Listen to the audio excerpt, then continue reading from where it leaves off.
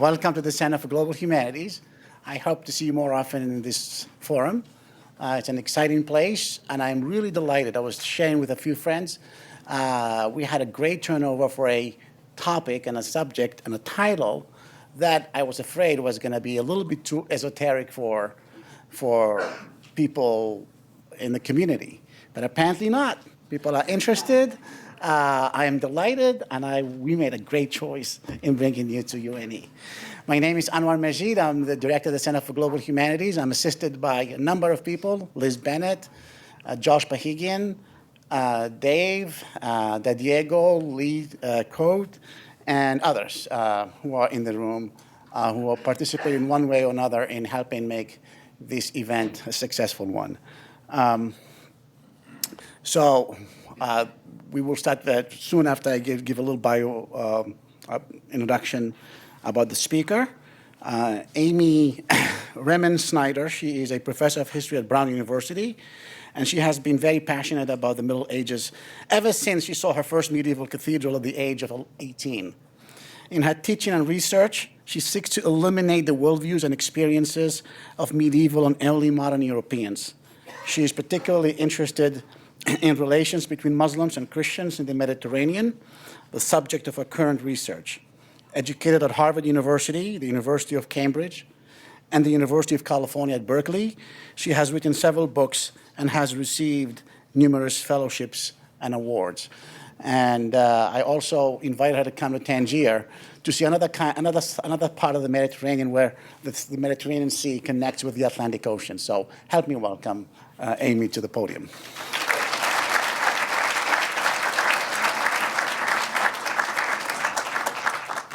Hi, everybody. I hope you can hear me. Yes? Good. Great.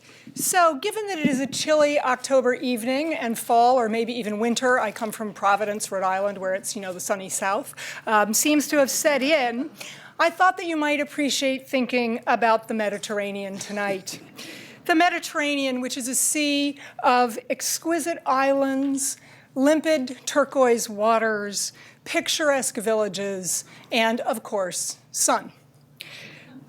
But tonight, we're going to consider the Mediterranean not as travelers dreaming about our next idyllic destination, but rather as astute observers of geopolitics. And that is because the Mediterranean really connects Africa, the Middle East, Asia Minor, and Europe. And these connections can be rather dangerous at times, as is shown by the present refugee crisis. People who are fleeing from war and from poverty are risking the Mediterranean's waters in ramshackle boats, voyages which very often end in disaster. The Mediterranean's geopolitical importance as a sea of danger, which connected Europe, Africa, the Middle East, and Asia Minor, was probably even more pronounced in the period that I'm going to be talking about tonight, which is the High Middle Ages and the Early Modern era. And those two eras combined go from about 1000 to about 1750. And those were centuries when Europe and its Mediterranean neighbors, most of whom were Muslim polities, invested enormous economic, military, political, and cultural energies into this sea. The Mediterranean's role as a connective space that could also be a space of dangerous connections was captured by the rather strange 14th century Italian priest, Oppicinus de Canistris. He made maps of the Mediterranean where he personified the coastlines. For example, in one, he shows Africa as a man whispering into the ear of a feminized Europe right in the Straits of Gibraltar, where only 9 miles separate the two continents. In one of his maps, Canistris even depicts Africa and Europe as yearning for each other in a way which is ambivalent, if not dangerous.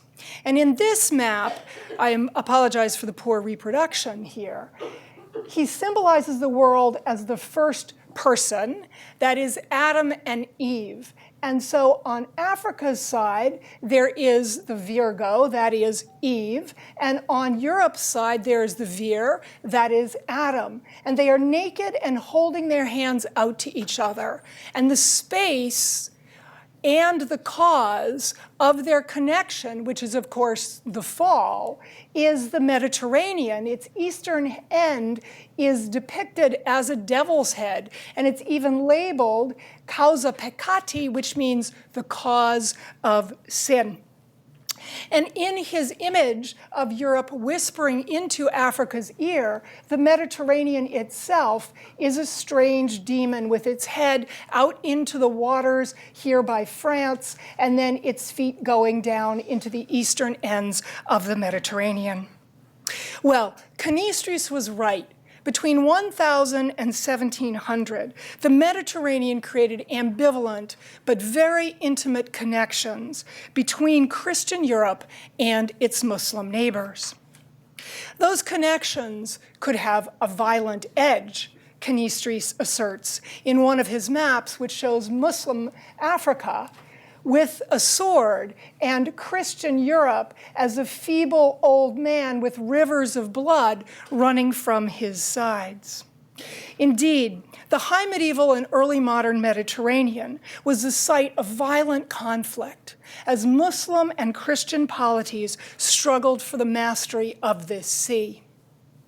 After all, this era began with the Crusades, when Christian European warriors fought to take what they called the Holy Land from Muslims. The Crusades were launched in 1094 by the Pope, and in response to his call, Christian European warriors, knights, took off for the Middle East and made various conquests along the way. And finally, in 1099, they arrived in Jerusalem, the city which Christian maps of the time, such as the famous 13th century Hereford map from England, show as the literal center of the world. And you can see the detail of Jerusalem as literally the center of the world, which is right here. Now, the Crusaders believed that their conquests expressed divine will. Their battle cry was Deus lo vult, God wills it. And so they bore on their shields, they bore the sign of Christ, the cross, or they could even have the cross embroidered right or sewn right onto their cloaks, right onto their chests. So according to the ideology of crusade, these Christian conquests had explicit religious sanctions as wars against God's enemy, the infidel, as Christians would have seen it. This Christian ideology of holy war induced Muslim leaders in the area to activate the ideology of jihad, which really was a part of early Islam. And so these Muslims in the area fought against the kingdoms which the Crusaders had established in the Middle East, kingdoms like the Kingdom of Jerusalem, the County of Tripoli, and the Principality of Antioch. Therefore, the Christians in Europe had to launch successive crusades in the 12th and in the 13th centuries to try and defend these territories, but really to no avail. In 1187, the great Kurdish Sultan, Saladin, took the city of Jerusalem from Christians. And gradually, all of these Christian crusader kingdoms succumbed to Muslim military pressure. The last Christian stronghold was lost in 1291. In the same era, the Iberian Peninsula, the area of modern-day Portugal and Spain, was the theater for the crusade of Christians against, in the north, in places like Leon and Castile, against the Muslim polity in the south, which was known as Al-Andalus. This was the so-called Reconquest, which culminated in 1492 with the Christian domination of the entire Iberian Peninsula. In the High Middle Ages, there were also less religiously motivated military clashes between Muslims and Christians over territory, particularly over key islands. So, for example, in the late 11th century, Christian adventurers from the north of France, called the Normans, whom we generally think of as involved in the Norman conquest of England in 1066, which is so beautifully captured in the late 11th century Bayeux Tapestry.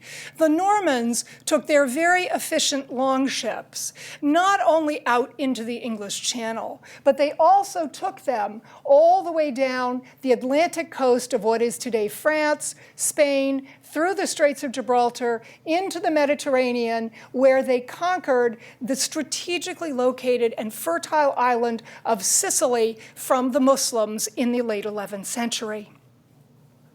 In 1522, a new and formidable Muslim power in the Mediterranean took the equally strategically located island of Rhodes from its Christian overlords. And this new power was the Ottoman Turks, and when they besieged Rhodes, as is shown in a 16th century Ottoman miniature, the Sultan was actually there for the siege of Rhodes. Now, the Ottomans had been present in the modern-day Middle East since about the 13th century. And by 1450, they had essentially eroded most of the Christian Byzantine Empire, which previously had had large parts of what is modern-day Turkey. In 1453, they took what remained of the Byzantine Empire, which was essentially the Byzantine Empire's capital at Constantinople. And the Ottoman Turks made Constantinople, which they later named Istanbul, into the capital of their own empire, which lasted, ruled over by sultans, it lasted down into the 1920s. Ottoman aggressive military expansion on land and at sea in the 16th century sowed fears in Christian Europeans. And this made sense because by the mid-16th century, the Ottomans essentially control the entire southern coast of the Mediterranean, the eastern coast, and large parts of the northern coast. They control the Balkans, and they are literally on the doorstep of Western Christian Europe. There were naval clashes between the Ottomans and various European Christian polities, such as the Battle of Zonchio in 1499. And these naval clashes culminated in 1571 at the Battle of Lepanto in the eastern Mediterranean. And at this battle, the Ottoman fleet, with its banners bearing the crescent moon of Islam, the Ottoman fleet were defeated by a Christian coalition called the Holy League. And the Holy League included papal forces, the Pope's armies, armies from Habsburg Spain, and fleets from the Italian maritime powers of Venice and of Genoa. Now, fighting at Lepanto as a gunner on a Spanish ship was Miguel de Cervantes, who had yet to write the famous, brilliant, hilarious novel for which he is so celebrated, that is, Don Quixote.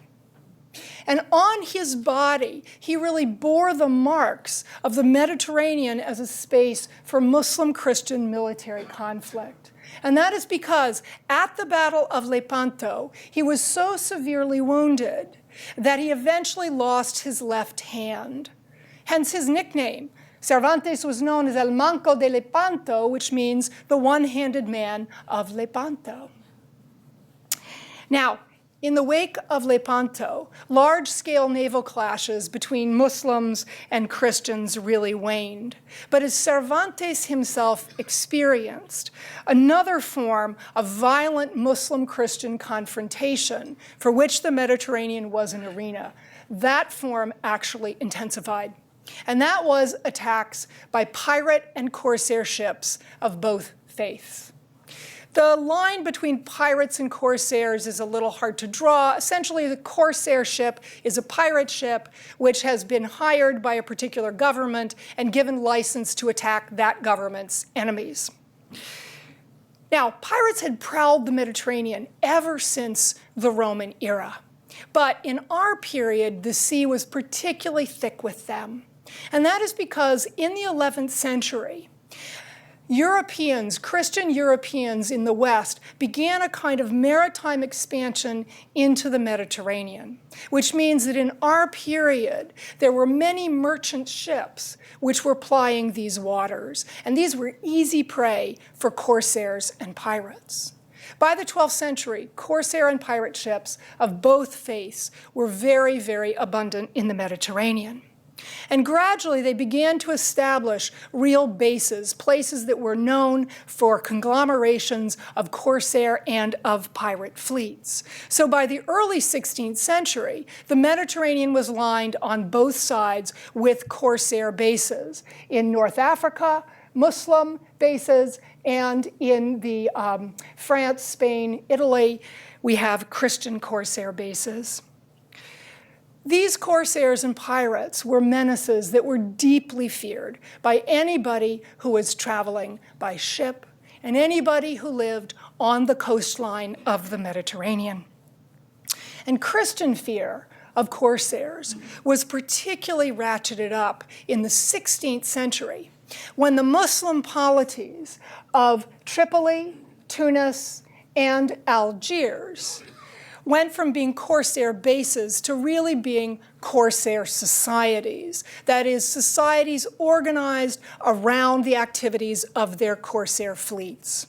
And Christians called these corsair societies the Barbary states. This was called the Barbary coast. And the so-called Barbary pirates were particularly feared by Christians and became a popular subject for 17th century European painters.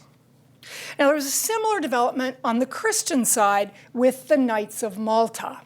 The Knights of Malta were a Christian religious order. They were a military order who fought in God's name, and they were originally associated with the Crusades. But by the 16th century, they start directing their military energies towards the Ottomans. And then after Lepanto, their focus shifts to corsair activity. In fact, after Lepanto, corsair activity dramatically increased in the whole Mediterranean. And this really made the 17th century the golden age of Mediterranean piracy. In one 20-year span alone, some 300 British ships were taken captive by Barbary corsairs. Now, as booty, what these corsairs and pirates wanted were the ships and their cargo. But the most prized loot was the humans traveling aboard these ships, whom the corsairs and pirates would take captive. This was captivity on a massive scale. Between 1450 and 1850, it has been estimated that approximately 3 million people of both faiths were taken captive in the Mediterranean. Cervantes was among them. In 1575, he was captured by Barbary corsairs, and he was taken to Algiers. And there he spent 5 years in captivity, a traumatic experience that he transmuted into literature, both into plays and in some key passages in Don Quixote. But Cervantes is only one of hundreds of thousands of Christian captives in North Africa in the 16th and 17th centuries. And they included some people from our side of the Atlantic. In 1625, 40 ships carrying British colonists coming to New England were captured by Barbary corsairs. There were enough colonists in the early U.S. and then people living in the early U.S. once after the Revolution. There were enough people taken captive from North America by Barbary corsairs that the fiery Puritan leader, Cotton Mather, active here in New England, preached sermons against Barbary piracy, in which he called Muslims monsters of Africa in league with the powers of darkness. Meanwhile, European Christian corsairs took hundreds of thousands of Muslims captive and shipped them off to places like Malta, to France, to Italy, and Spain. And a 17th century French artist captured the plight of these Muslim captives, showing them, captives from the Barbary Coast, turbaned captives, kneeling before the Christian king to whom they have just been offered. Captivity on this enormous scale engendered intense fear among Muslims and Christians. A North African jurist writing in the early modern period described Muslims in his community as waking up at night from nightmares, literally screaming because they had dreamt about being taken captive by Christians. And Christians had their own versions of these nightmares. And these nightmares were only nurtured by a popular new literary genre in Europe, which was called the captivity narrative. And in the captivity narrative, the sufferings of Christian captives at the hands of their Muslim captors were described to really make these Christians into martyrs. And the Christian imagery, which emerges in the 17th century, showing Christian captives, really shows this idea of the Christians suffering at the hands of the Muslims. It shows the Christian captives chained up here and being beaten by their sadistic Muslim captors. You can see this is very, very propagandistic kind of imagery. And these images, like the captivity narratives, show captivity as a test of faith. Because on one side, in the 17th century image, you have some good Christians who have come to try and help the oppressed Christians who are being beaten by their captors. It is no wonder that the Christian captors in one of the plays that Cervantes wrote, that they exclaim, "Our souls are in danger." And for Muslim captives, the trauma of captivity was also a test of faith. Now, all of this might seem to indicate that rather than being a kind of space connecting Muslims and Christians in the High Middle Ages and the early modern period, that the Mediterranean in this era was instead the stage for what the political scientist Samuel Huntington has famously called a clash of civilizations. A phrase by which he means that conflict between what he calls Islam and the West is inevitable.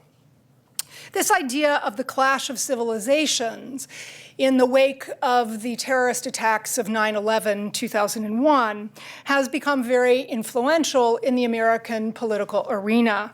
It was even invoked in our current presidential race.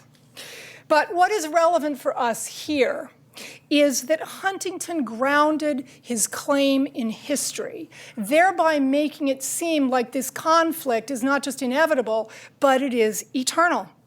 Huntington wrote, "Conflict along the fault line between Western and Islamic civilization has been going on for 1,300 years. This centuries-old military interaction between the West and Islam is unlikely to decline."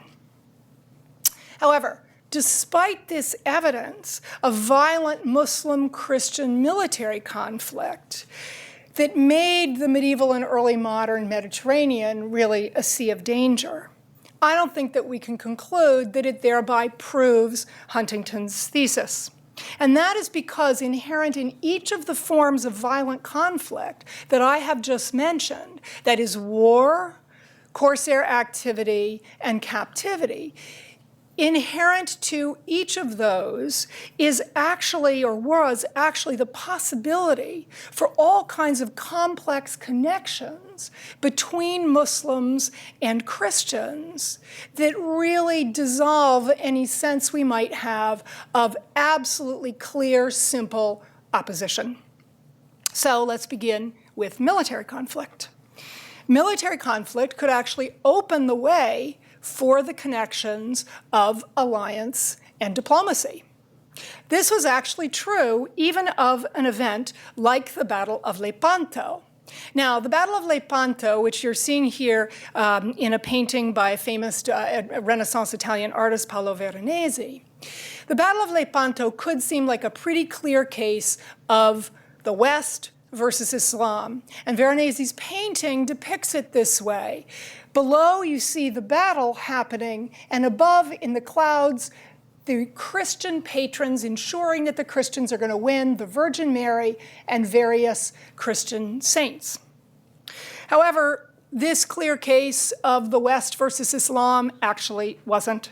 And that is because the Christian Holy League did not include all Christian European states. It actually was lacking what was perhaps the most important and powerful of the European Christian states, and that was France. And that's because France, in 1536, had concluded an alliance with none other than the Ottomans, which the way had been prepared by much correspondence between the Ottomans and the French. And this was an alliance which was renewed over the centuries, for example, in 1645, and it lasted for 2.5 centuries. Therefore, Lepanto was not a clear case. There was no unified West versus Islam.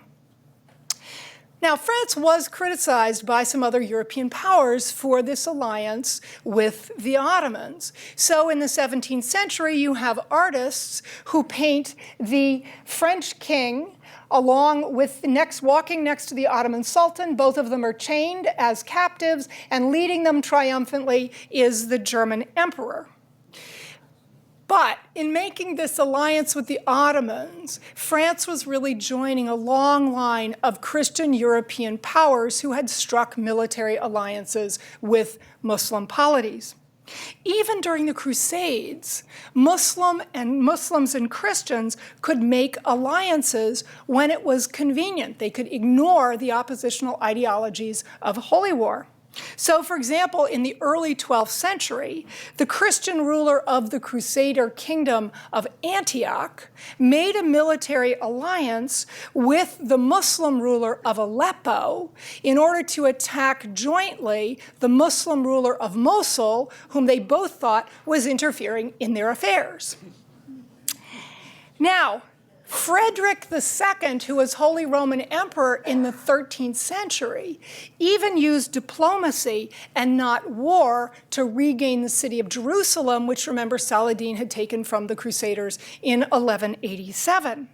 So in 1229, Frederick struck an alliance with one of Saladin's successors, Al-Kamil, and they made a treaty in which Al-Kamil ceded Jerusalem to Frederick for 10 years in return for Frederick's help against one of Al-Kamil's military rivals.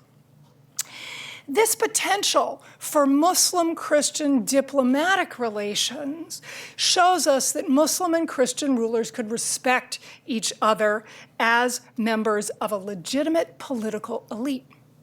And that is because diplomatic negotiations really require that each party recognizes the political legitimacy of the other.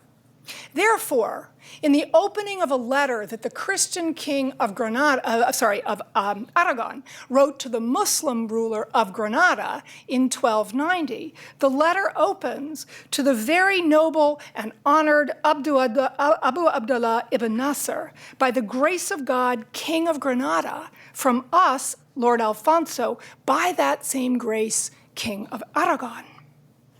Even the head of the Western Christian Church could engage in diplomacy with the Muslims. In the 13th century, at the height of crusading fervor, the popes were in correspondence with the Almohad rulers of North Africa, a Muslim dynasty. And in the letters that the popes wrote to the Almohads, they addressed the Almohads as legitimate sovereigns whose rule could be blessed by God. In these letters, the popes asked the Muslim rulers to allow Christian missionaries into their lands. But the popes also had more realistic diplomatic objectives. And that was to ensure that the communities of Christians who were living in Muslim North Africa had access to Christian priests, Christian rituals, and to churches. The presence of these Christian communities in Muslim lands, and there were communities of Jews as well, reveals that Huntington's use of the term Islam as a geopolitical designation is very, very misleading. In fact, among these Christians who are living in these Muslim states were Christian mercenaries who were fighting in the pay of Muslim rulers. The Almohads had large corps of Christian mercenaries, as did their predecessors in North Africa, the Almoravids. And Christian rulers, for their part, had Muslim mercenaries in their pay. Some of the 15th century rulers of Castile even had their personal bodyguard formed by Muslim knights. This potential for Muslims to fight on behalf of Christians and for Christians to fight on behalf of Muslims was also evident in corsair and pirate activity. Now, here we have to understand that pirates and corsairs were often what we might call equal opportunity operators. And what I mean by this is that they were just as happy to attack a ship of their own faith as they were to attack ships of the other faith. So one 13th century Christian pilgrim who's on his way to Jerusalem describes the fear that seized everybody on his ship because they were being pursued by a pirate, a cruel pirate, despoiler of the seas. And this pirate, from whom the pilgrim says they escaped with God's help, was a Christian. Those famed Knights of Malta, right? Those crusaders against Islam. Well, in the 17th century, they very often despoiled their fellow Christians because they would attack the ships of Greek Orthodox merchants. It is no wonder that pirates and corsairs were so ecumenical in their choice of prey. And that is because the crews on these pirate and corsair ships were very often composed of both Muslim and Christian sailors. In fact, there is so much evidence for mixed Muslim-Christian crews of corsair and pirate ships that it really is problematic to actually label any of these ships as Muslim or as Christian. And the same was true for many of the ships sailing the Mediterranean in this era. Even Christian official warships and Muslim Ottoman warships had these religiously mixed crews. And not only might Muslims and Christians crew the same ship, but the passengers on those ships could be Muslims, Christians, and also Jews. So in the 12th century, when the Muslim Ibn Jubair decided to embark on a pilgrimage to Mecca from his homeland in Iberia, in Al-Andalus, he took passage on a Christian ship. And on some of the ships that he and his fellow pilgrims, Muslim pilgrims going to Mecca traveled on, they crowded in next to Christian pilgrims who were on their way to Jerusalem. So ships then could be spaces that created the connections of cooperation and contact between Muslims and Christians. Well, what about captivity, the terrible destination to which corsair and pirate ships delivered their human booty? Captivity, too, created webs of connections between Muslims and Christians in the form of a vast economic system that bound the Mediterranean together from one end to the other. Here we have to understand that while Mediterranean captivity was a phenomenon that was in part engendered by military conflict, that is, the defeated would be taken captive, the real engine driving this phenomenon that swept up so many millions of people between the 15th and the mid-19th centuries, the real engine was greed. And that is because captors could make handsome profits from their captives. They could sell their captives as slaves. And so one of the favorite scene for Christian artists is depictions in the 17th century of the famed slave market in Algiers, where partly naked Christian slaves would be looked over by prospective Muslim buyers. But not only could captors sell their captives as slaves, but what was even more lucrative is that they could hold these captives for ransom. Co-religionaries, the families of captives, their other members of their faith, were willing to pay handsome ransoms to get these people back. And this is depicted in 17th century images of the sufferings of Christian captives, where we have members of a Christian religious order who are handing money over to the Muslim captives to gain back the Christians. Ransoming was a huge, huge industry. And it was an industry from which not just the captors profited, but also a vast network of intermediaries. You needed lots of intermediaries. If you were going to ransom somebody, you had to find out where they were. So you had to get information across the Mediterranean. You had to get the ransom money to its destination. You had to communicate with the master of the captive. You had to arrange for the actual exchange of the money for the captive, and you had to get the former captive back home. And for all of this, what was needed was a network that stretched across the Mediterranean of intermediaries who could transmit information and money. So ransoming therefore created a huge economic network of Muslim, Christian, and also Jewish intermediaries. Now, the motives of these intermediaries in the ransoming system could be pious. There were actually Christian religious orders who were founded, and their entire mission was to ransom captives. But almost always, the other intermediaries in the ransoming system had the motive of profit, because they were paid for their services. And so ransoming therefore became a form of commerce between Muslims and Christians. It was even a way to rationalize commerce with members of the opposite faith. So in the 16th century, if a Spanish Christian merchant wanted to get permission, a license from the Spanish crown, to trade with Muslims in North Africa, what he would say is, I am going to invest the profits I make from my commerce with Muslims into ransoming Christian captives, which of course they didn't always actually do that. So basically, we need then to add another layer to those connections that we've been tracing between Muslims and Christians. And that connection is maritime trade, which 16th century Italian artists could capture in paintings of dark-clad ambassadors coming from the trading city of Venice to Damascus to strike trading agreements. Ever since the late 11th century, when Western Christian Europeans began their expansion, their maritime expansion into the Mediterranean was the arena for vibrant trade between Muslims and Christians. What Christians wanted from the Islamic world was silk, cotton, spices, perfume, gold, luxury objects. And what the Muslims wanted from the Christian north were furs, but primarily timber and iron with which they could build ships and weapons. Merchants of both faiths cared much more about profit than they did the religion of their trading partner.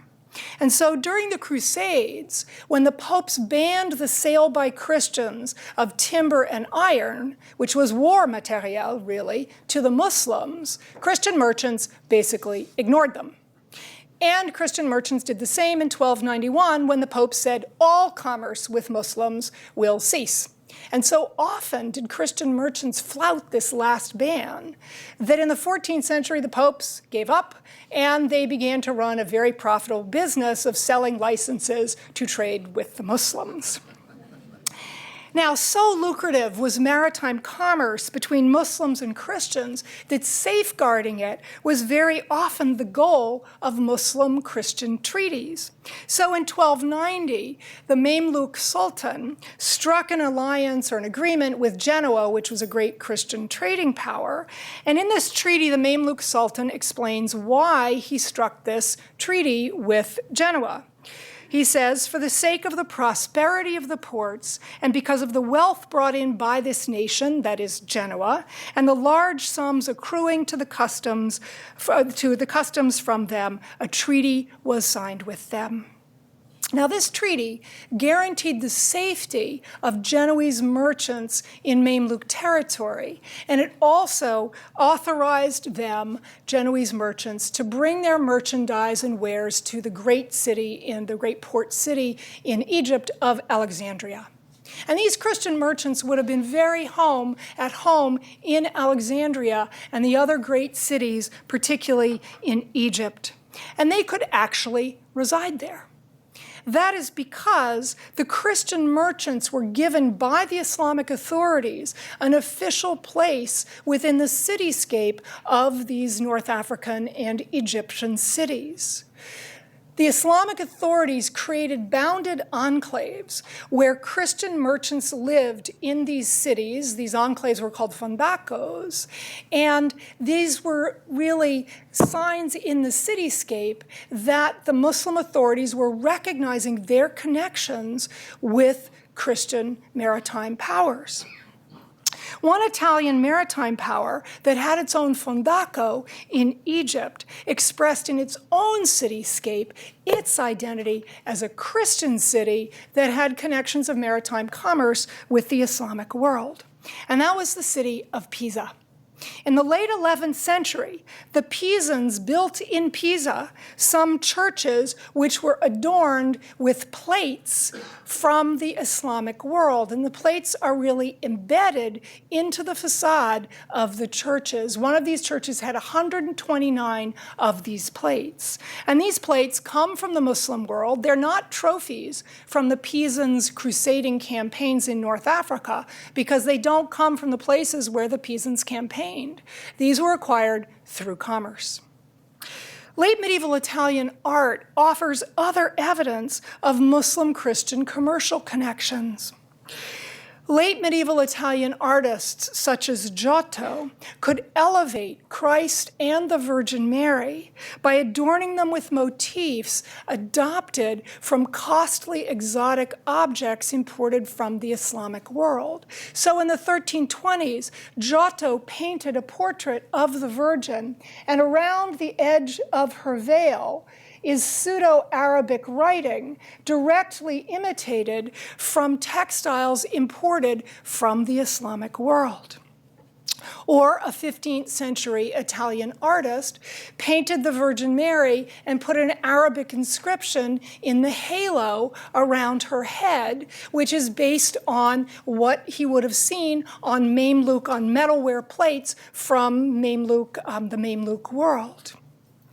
There were even workshops of Muslims in Egypt who were making Islamic metalware that was entirely adapted to Christian European taste, so much so that it's very hard to tell the difference between plates made there and plates made in Italy.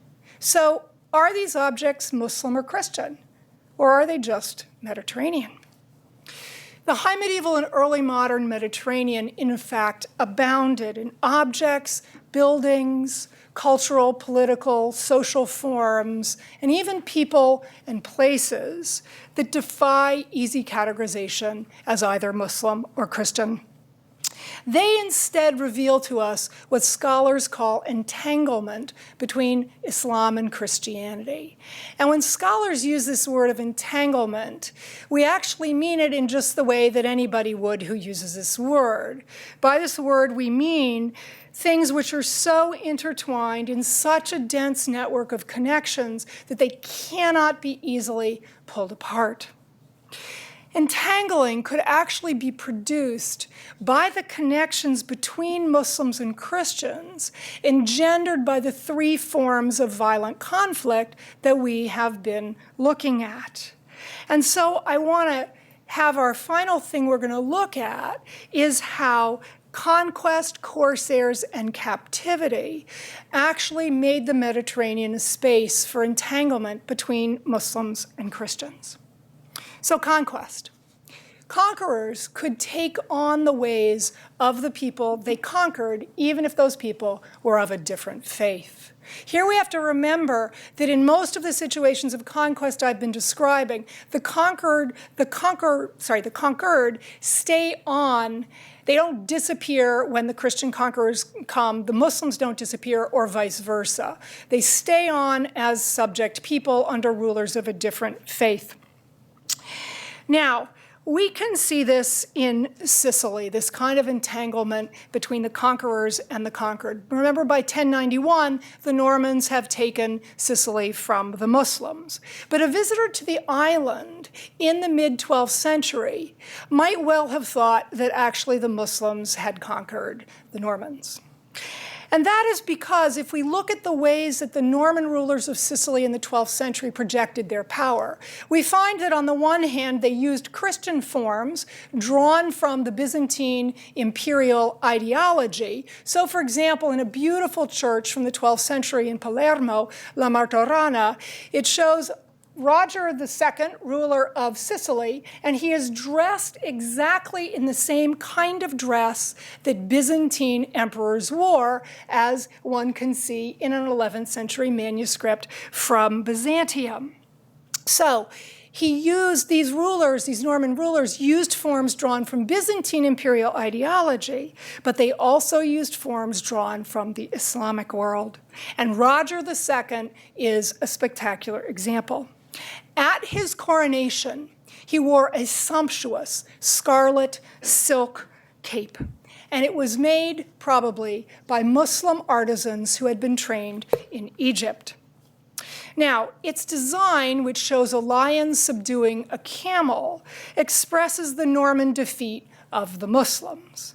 But the mantle also presents Roger as a legitimate ruler in terms that his Muslim subjects would have understood. On the hem of the cape is an embroidered inscription in Arabic which praises Roger. Robes inscribed with the ruler's name were a royal prerogative in the Islamic world. Among the languages of Roger's court was Arabic, which he also spoke.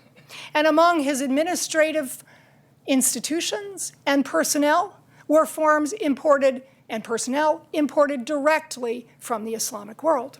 He could mint coins which had a cross on them and an inscription in Greek saying Jesus Christ is victorious, but he could also mint coins which have an inscription in Arabic on them, which is Roger's motto, he who finds his strength and glory in God, where he's called Al-Malik Rojar, which means the king, Roger, in Arabic.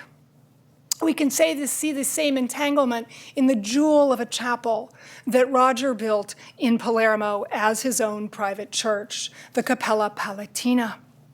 In the Cappella Palatina, he covered it in gold mosaics done by artisans using Byzantine techniques to show Christian scenes. But if you look above, there's a wooden ceiling made by Muslim artisans. And they made this ceiling, or they incorporated into this ceiling, sort of these honeycomb-like arches built one on top of another, which is an Islamic architectural form called muqarna, also used in places like the famous Palace of the Alhambra in Granada, the Muslim Palace of Granada. And among this honeycombed ceiling were inscriptions in Arabic, and tucked into each of these little compartments of the honeycombed ceiling were scenes that depict Roger basically as an Islamic ruler, and other scenes that show scenes of daily life among Muslims, a man on a camel, women talking to each other, and men at a fountain. As this building shows, Christians could draft Islamic forms into the service of Christian religion. In fact, Christian conquerors could actually just take mosques and appropriate them as churches and use them as churches with very, very few architectural modifications.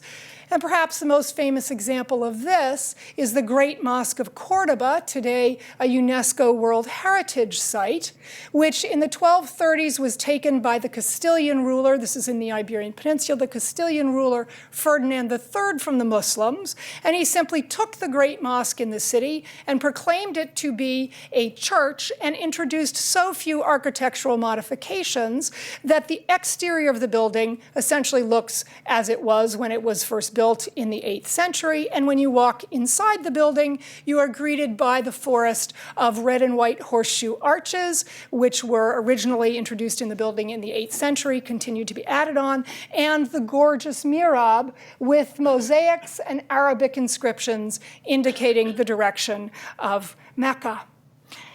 Muslim conquerors could take churches and transform them into mosques, also with relatively little architectural modification.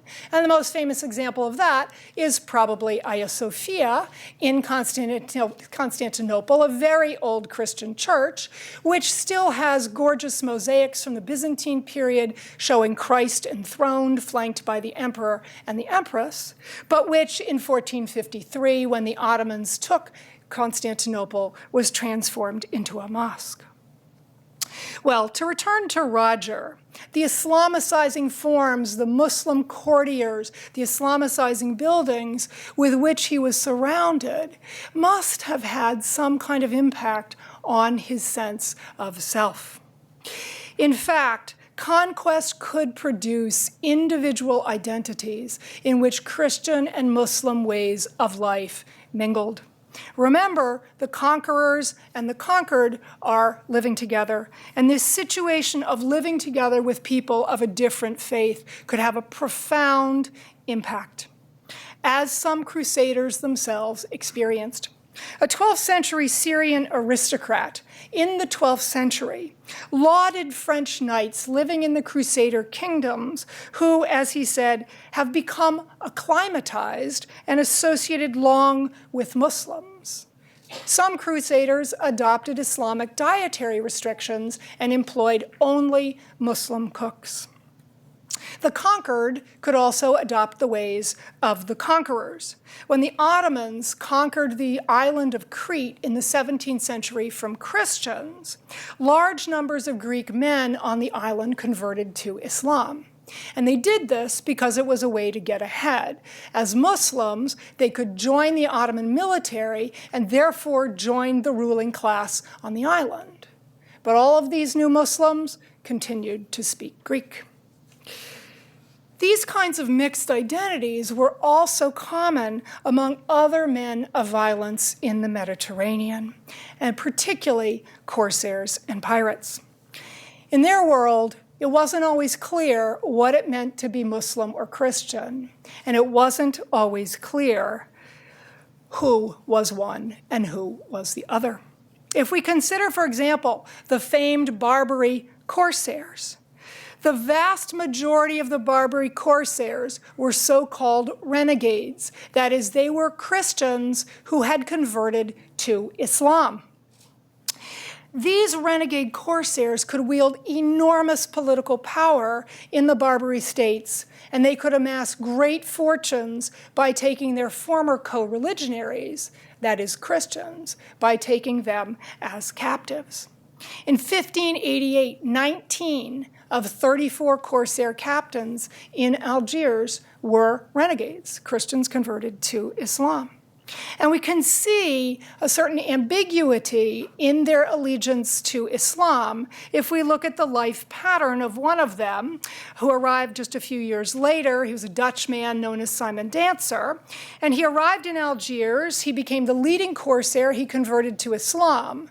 But clearly, his conversion didn't mean very much to him because a few years later, he decided to return to Europe and to return to Christianity. So, was Simon Dancer a Muslim or was he a Christian? This is a question that could be asked not only about those renegade corsairs, but about many other people in the Mediterranean. There was enormous religious fluidity. This was captured by one early modern jurist in North Africa, a Muslim, who described a Spanish man who arrived in North Africa, converted to Islam, married a North African woman, and had a child with her, but then decided that he wanted to return to Europe and Christendom, but then a year later returned to North Africa, remarried his Muslim wife, who in the meantime had divorced him because he had left Islam, and then a few months later went back to Europe. As one historian has said, religion and family were changeable and negotiable. Now, some of these renegade corsairs who converted, they converted to Islam because they had been captives, and by converting to Islam, they could escape captivity. Christian captives who converted to Islam were freed. Captivity, in fact, was generative of mixed identities of all sorts, as contemporaries recognized. When former captives returned home after having escaped or having been ransomed, they were often suspected of having assimilated to infidel ways, and so they were put under intense surveillance.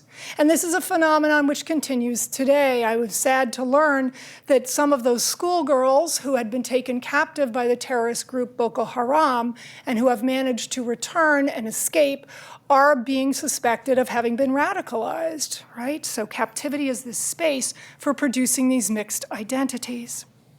Many captives actually converted. 1/3 of all Christian captives in North Africa converted to Islam.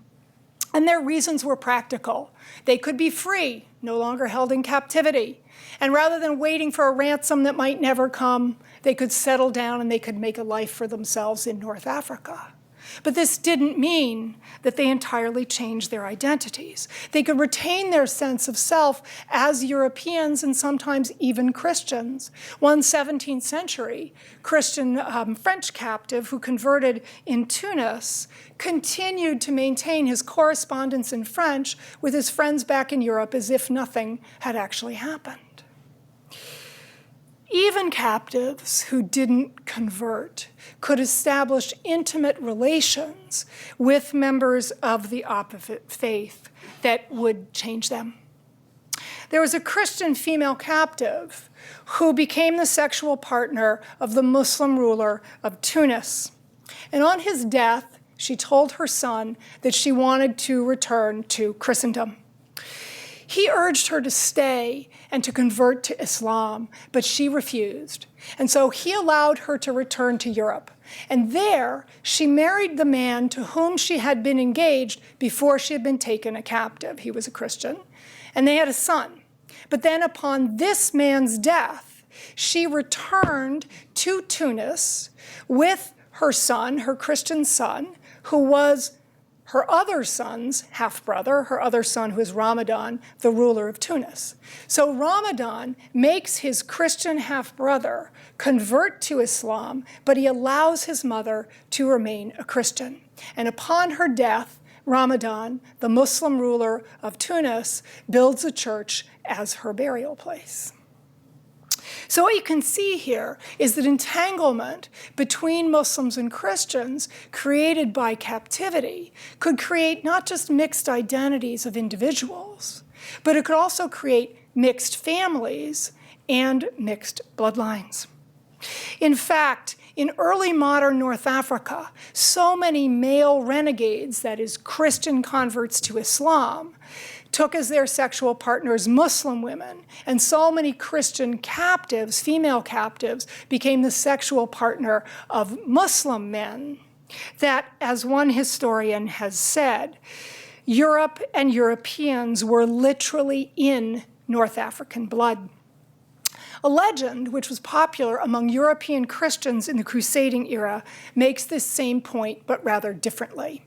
This was a legend that Christians told themselves to make themselves feel better about why they were losing so much territory to the Muslims in the Middle East.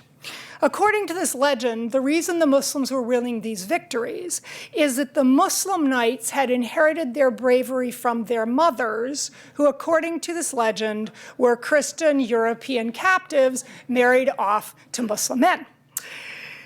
Now, this legend obviously self-aggrandizes Christians, but it also explains that captivity could produce ties of blood between Muslims and Christians. So what we've seen here is that the violent struggle for the Mediterranean between Muslims and Christians between 1000 and 1700 generated a web of connections and entanglement between members of the two faiths. There were even places in the high medieval and early modern Mediterranean where Muslims and Christians met and worshiped together. That is, there were shared shrines. Some of these shared sacred places resulted from conquest. So mosques in the Crusader kingdoms could be appropriated by Crusaders to become churches, but part of them might be reserved as a space for Muslims to worship in. But others were the result of common Muslim-Christian recognition of the sacredness of certain places. Some of these could be sites that figured in the shared history that these two faiths had in common. Sites associated with Abraham, for example. Of course, Abraham is venerated not only in Christianity and Islam, but also in Judaism, the faith from which he originates. But so a site which is known today by various names, but has a mosque built in the 7th century by Muslims on it, the Dome of the Rock, which you see here, which in the Crusader period was appropriated as a church, has had various iterations. It is sacred to Muslims, Christians, and Jews because the rock, which you see here, the rock is the place where Abraham, after having been told by God to sacrifice his son Isaac, it is the place where he was going to sacrifice Isaac. According to Muslims, it is Abraham's son Ishmael who is supposed to be sacrificed here. But these shared shrines could also be sites linked with Jesus and Mary, because Jesus is honored within Islam as a prophet, and Mary is venerated as his virginal mother. And so there are exquisite Persian paintings showing the Annunciation, the angel Gabriel coming and telling Mary that she is going to bear, in this case, a prophet, Isa, Jesus. So by the 12th century, Muslim and Christian pilgrims mingled at a shrine in a garden outside Cairo, which was traditionally identified as the place where Jesus and Mary and Joseph rested when they were tired during the so-called flight to Egypt. Other shared shrines resulted from common recognition of the sacredness of non-scriptural figures. So there were Christians who joined Muslims in making pilgrimages to the tombs of some Muslim holy men. Finally, there were shared shrines that resulted from Muslim-Christian belief in the sacredness of certain natural features. And this was the case with a cave shrine on the tiny island of Lampedusa, which between the 13th and the 18th century was uninhabited. Lampedusa lies between Sicily and Tunis. It's actually a lot closer to Tunisia. And caves were associated with passages to the other world and therefore seen as sacred. It is with Lampedusa that I shall end. And I do so because this shrine embodies what we have learned, and it also brings us back to the point where we began. On the one hand, this shared shrine shows us the high medieval and early modern Mediterranean as a space of entanglement between Muslims and Christians, because this cave shrine contained both the tomb of a Muslim holy man and an altar with a Christian image of the Virgin Mary on it. And the sacredness of both halves of this shrine were respected by those Muslim and Christian sailors who anchored at this deserted island. And remember, some of these would have been men traveling in the same ship. They also made some unusual offerings together at this shrine. Usual offerings would include money and candles, but they also at this shrine made offerings of clothing and of food. And what this was an interfaith stockpile of supplies, which was intended to allow any sailor, whether he be Muslim or Christian, have enough to survive if he were shipwrecked on this deserted island. However, this shrine was also the product of the violence that we have seen so often created the framework for connection and entanglement. Lampedusa was uninhabited in this era because it lay in the corridor of major corsair activity between Sicily and Tunis. Furthermore, the supplies at this shrine were intended not just to help sailors, but also to help those people who were the human fallout of the Muslim-Christian struggle for the Mediterranean, and that is captives. If any Muslim captive managed to escape from his or her master on Sicily or Malta and make it to the island, or if any Christian captive escaped from Tunis or from Tripoli and made it to the island, they would find at the shrine food and clothing that would sustain them until they could hail a passing ship of the same faith. Well, with Lampedusa, we also return to where we began. That is, with the Mediterranean's current geopolitical importance as an arena for crucial relations between Europe and its Mediterranean neighbors.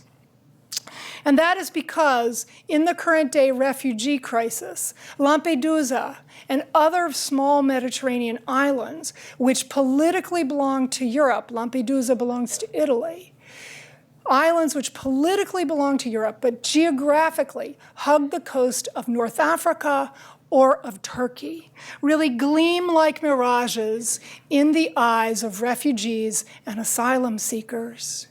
These people who brave the waves believe that if they can make it to one of these islands, the islands off of Turkey, Lampedusa, that they will have won entry to Europe itself. The importance of these islands in the refugee crisis suggests that the Mediterranean is once again connecting continents, although very differently from the kinds of situations that we have been looking at. But I think that the history that we have been looking at offers hope that in this new phase, the Mediterranean has every chance of being not a theater for a clash of civilizations, but instead a space for a web of entanglements and connections as richly textured as that which bound together medieval and early modern Muslims and Christians. Thank you.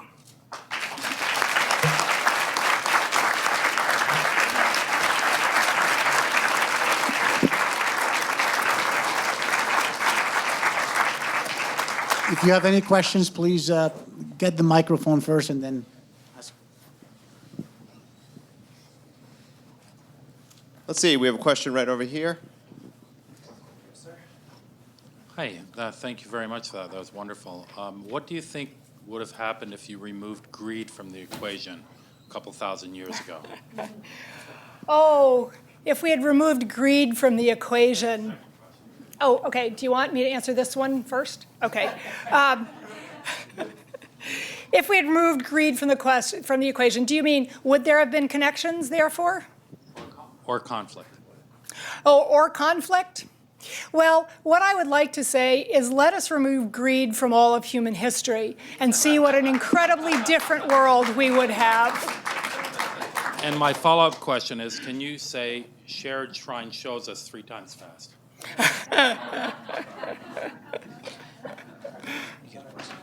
Question here.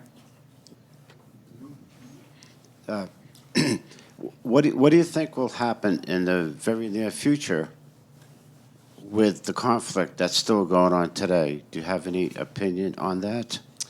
Well, can you hear me if I use this? Yes, excellent. I'm not a modern historian, I'm not a political scientist, so I don't want to opine about things. But what I would say is that in the current situation of radical Islamic terrorism, that is a particular branch. But what we have is, if you look at Muslims and Christians really anywhere else in the world or anywhere in the world, you find incredible entanglements, connections, etc. You do not find simple opposition. You can find people who will hold ideologies of simple opposition, right? I mean, Boko Haram, ISIS, etc. But that doesn't mean that that is the actuality of the situation, except for those particular groups. And I believe that even within those groups, there's probably a lot more entanglement and connection than we actually know about.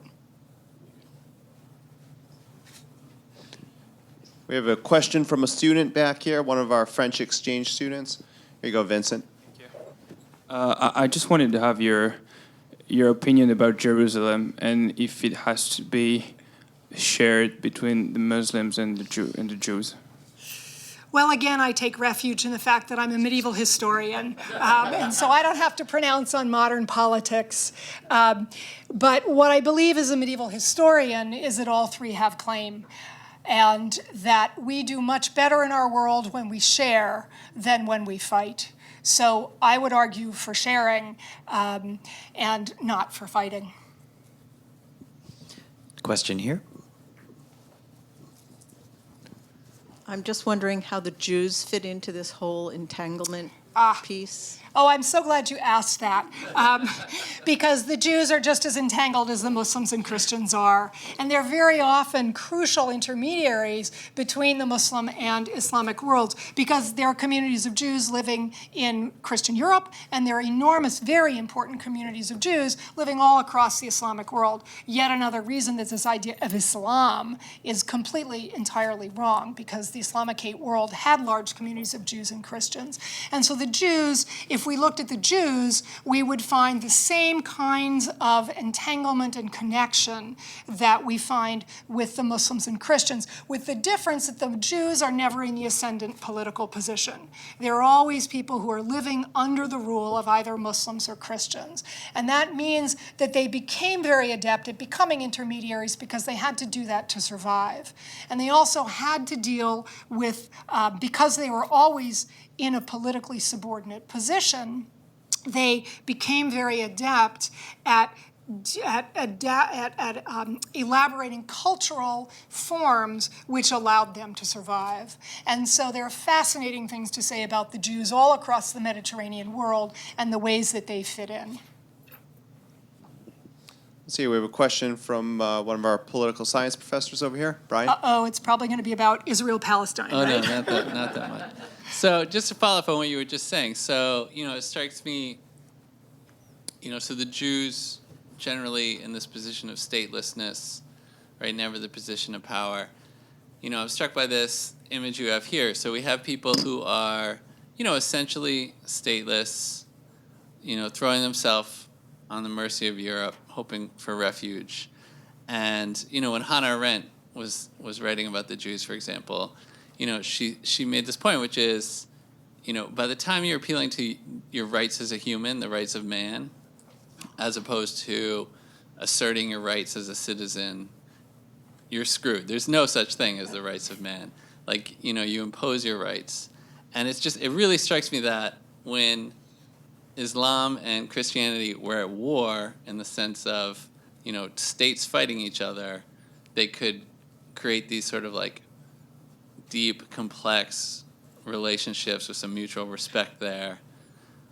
When it's a situation where people are asking for some mercy, some understanding, it's much more difficult to get it. Like, you're actually better off coming with violence in an effort to fight and dominate than you are asking for help and assistance. It strikes me that way. I don't know if your research kind of bears that out. I would call that the cynical view of human nature. And I would say it's not always borne out. One of the things we find if we look at, for example, captivity, that there are extraordinary stories of friendship which actually develop in the situation of captivity, where the captor recognizes the humanity of the captive. We find this, I'm trying to remember the exact details of this case, but there's one case, I think from the 16th or the 17th century, where there is a very learned captor who has a very learned captive and recognizes the learned nature of the captive, provides the captives with books, etc. And the captive is definitely a position of helplessness, right? And so I would say that I think that that position could be nuanced, that it isn't always that conflict is what can allow for connection, but that there can also be moments of the recognition of shared humanity. And we find many of those in the sources. Right down here.